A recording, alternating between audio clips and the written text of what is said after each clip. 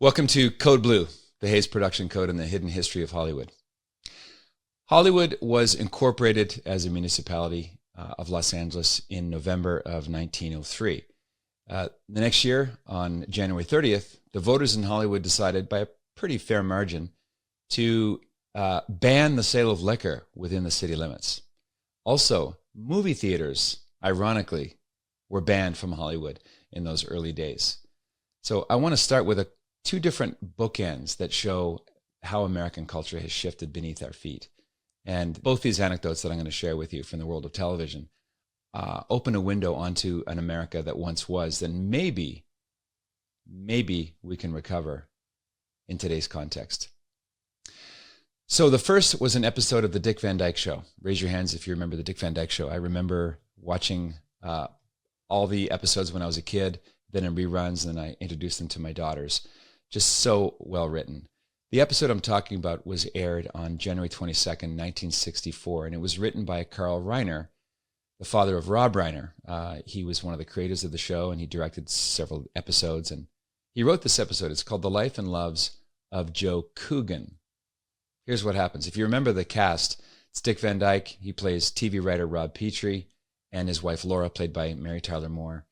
And the episode opens in the 19th hole, which is the snack bar of a golf course. And it's Rob and his friends Mel and the character played by Maury Amsterdam. And there's this good-looking, dark-haired gentleman named Joe Coogan. And they finished their golf, and they're talking about their plans for the evening and so on. And when Rob gets home, he discovers a shoebox in his wife's handwriting in the back of their closet. And one of the things that Joe tells Rob at the golf course, they're having coffee after the game, after the other gentlemen have left, is that his wife's name's Laura. And Joe says, "Oh, wow, I was once in love with a woman named Laura." "Oh, really?" "Yeah, she was a dancer." At this point, Rob realizes that's weird. And Joe says she up and got married to someone, some guy in the army she met. And now Rob realizes this is the ex-boyfriend of his now wife. So he puts two and two together and decides this Joe guy is probably the one who wrote these love letters to my wife that I found. So he tries to ambush both of them by inviting him to dinner. And ding dong, the door opens, and there's Joe Coogan with a Roman collar. Catholic priest. Audience loses it. Well, how's the old duffer today? Wow.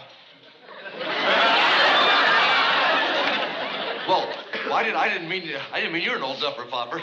So at this point, the big reveal is that the letters were written by Joe to let Laura down gently, because he had wanted to devote himself to God. So he wrote these love letters to God and shared them with Laura, played by Mary Tyler Moore.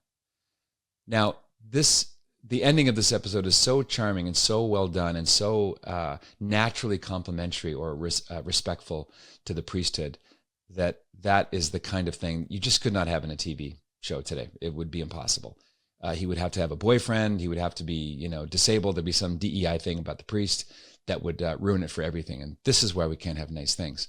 But back then in 1964, totally different set of presuppositions, different cultural default setting for what was acceptable, what was entertaining, and which figures in society should earn respect on screen.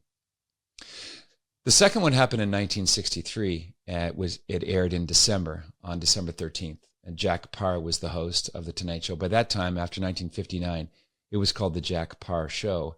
Hugh Downs was the announcer, and now here's Jack. Hugh Downs went on to become famous on ABC as a host. And in this episode, which took place less than a month after John F. Kennedy was assassinated, the guest is Reverend Billy Graham. Now, Billy Graham was the picture of kindness and good humor. He kind of gently evangelized Jack Paar, asked him if he'd gone to church on Sunday. And they have a great conversation about the Bible and about human nature and the mercy of God and Christ. on a secular show. Totally impossible today. In the course of their conversation, Jack Paar mentions an anecdote that happened to him and his wife a few months before in the islands of Hawaii. And he made a travelogue about his experience. This is one thing Jack Paar used to do. He would do these family home movies, and they would be included at the end of the broadcast. A lot of them were silly, him playing with his kids in the swimming pool, just kind of a little window onto the life of Jack Paar. But this one was filmed on one of the islands of Hawaii, and the story went that Jack Paar was on vacation with his wife, and she suddenly fell ill on the airplane. And she asked the pilot and her husband, "Can we land? I think I'm getting worse by the minute here." So the pilot found an airstrip on a small island, and they get out, and there are these nurses and people who were obviously trained in medical care.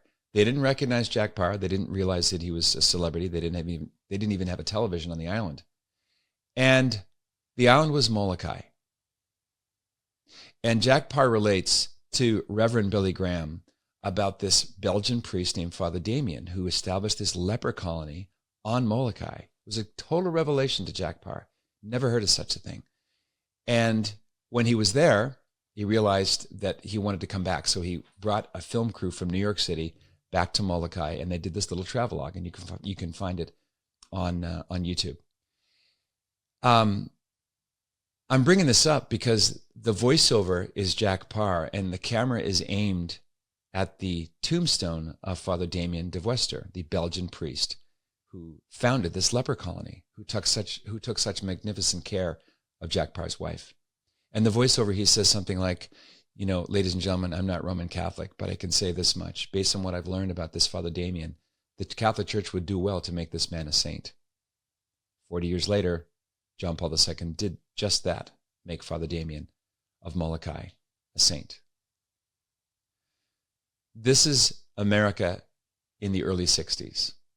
We think of the 60s as this crazy time of revolution and upheaval, but the early part of the 60s was very, very much in continuity with the 1950s and 40s and all the values we associate with the fedora and Gary Cooper and Frank Capra and chivalry and men are men and women are women, and the family unit was not quite so compromised. This is long before things like no-fault divorce, long before the birth control movement happened, long before the sexual revolution.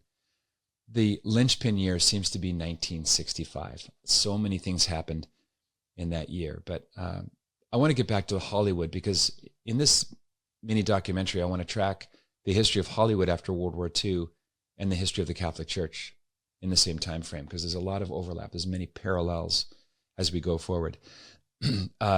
Hollywood, of course, is not just a borough in the foothills north of downtown LA. It's also shorthand for the entire movie industry, television. And in a sense, pop music is also kind of wrapped into what we call Hollywood. The first motion picture studio was Nestor Films. That was established in 1912. And at that point, a lot of the film equipment was patented by Thomas Edison, and he was based in New Jersey. Before the founding of Hollywood, a lot of films were made on the East Coast in and around New Jersey because that's where the equipment was. And Edison's company would often sue filmmakers because they would use his stuff without patents. So those filmmakers decided to get out of Dodge and go west, where it was easier to evade patent strikes for use that wasn't always authorized of the equipment that they needed to make movies. So they came to Los Angeles, the city of Our Lady of the Angels, and was easier to evade patent strikes at that point.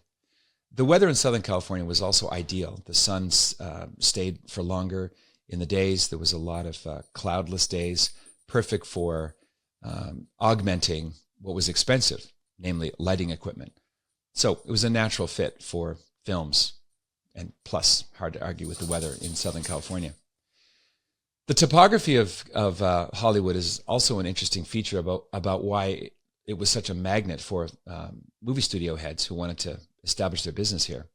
And that is, LA and north of LA is close to mountains, beaches, urban settings, small towns, villages,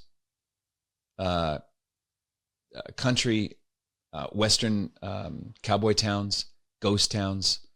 A few hours east, you have Utah and the Teton Mountains, where people like George Stevens and John Ford make these great Westerns. You also had Catalina Island, 26 miles off the coast, where a lot of Westerns were filmed. In fact, to this day, there are still buffalo, small herds of buffalo on Catalina Island that were started from the first Adam and Eve buffalo brought over in the 20s because it was inexpensive to shoot over there on Catalina. So, ideal place to become the capital of films in America. The first motion picture credited to Hollywood, per se, is D.W. Griffith's film In Old California. It was a 17-minute movie that came out 5 years before his landmark film, Birth of a Nation, in 1915. So that was 1910. The Nestor Film Company was established in October 1911. And I highly recommend Neil Gabler's fine book called An Empire of Their Own, How the Jews Invented Hollywood. It's kind of the definitive account of the Eastern European Jews and also East Coast, mainly New York City, the businessmen who went west, founded Hollywood, and really saw the movies not so much as art, but as economic artifacts. Some held positions where they sold hats, some were in banking, some had various kinds of service industries, and so movies were one more artifact, a way to make a living. After all, they don't call it show art. So Adolf Zukor, one of the main founders of Hollywood, was a Jewish businessman from Hungary. He was one of the three founders of Paramount Pictures. William Fox founded the Fox Film Corporation. Louis B. Mayer, one of the co-founders of Metro-Goldwyn-Mayer, or MGM. Marcus Lowe, all four of the Warner Brothers, that's Harry, Albert, Sam, and Jack. David Sarnoff from Russia, who started RKO. So these were the five major studios of the original golden age of Hollywood. Then for distribution, you had Carl Laemmle, who was one of the founders of Universal Pictures. He was a German from Lauchheim, Germany. He got not only Universal Pictures off the ground, but started a distribution center so movies could be seen in the country and around the world. Harry and Jack Cohen and Joe Brandt were also Jews from New York City, and they started the famous Columbia Studios, the house that built Frank Capra. So in the 1920s, you had the flapper culture in the United States, very liberal, very permissive, and in Germany, you had the Weimar Republic, seen in the film Cabaret, very decadent, very post-World War I, pre-World War II. It was an era almost like a dress rehearsal for the 1960s, the flappers era of the 1920s. And this got reflected in the films that were made. People don't realize that in the 1920s, you had whole film cycles showing or implying Roman orgies. You had gladiator films. You had a lot of violence in fight scenes. You had gangsters depicted as heroes. You had a lot of evil getting a lot of rewards in these films. Of course, before 1929, they were all soundless. You had films about prostitutes. And a line was crossed, and some people began to object. And there arose, starting in 1930, and then given real teeth in 1934, there was born the Hays Production Code. William Hays was the Postmaster General, and then he was also the first chairman of the Motion Picture Producers and Distributors of America Association. And the code was actually written by a Catholic priest named Father Daniel Lord, along with a layman from the Midwest named Martin Quigley. And it's actually a very intellectually complex and nuanced document, the Hays Production Code. But it didn't really have the kind of effect of preventing trashy content in movies until an Irish Catholic named Joseph Breen took on. Then the Hays Production Office became known as the Breen Office. And the Hays Production Code was essentially a list of don'ts and be carefuls. You could not mock ministers of any religion. You could not have evil win at the end. You could not have nudity. You could not have swear words. There were a whole list of things that the Breen office would review the scripts and send them back. So imagine someone from outside the movie industry, Joe Breen, was like the rudder on a giant cruise ship. You didn't want to run afoul with the code.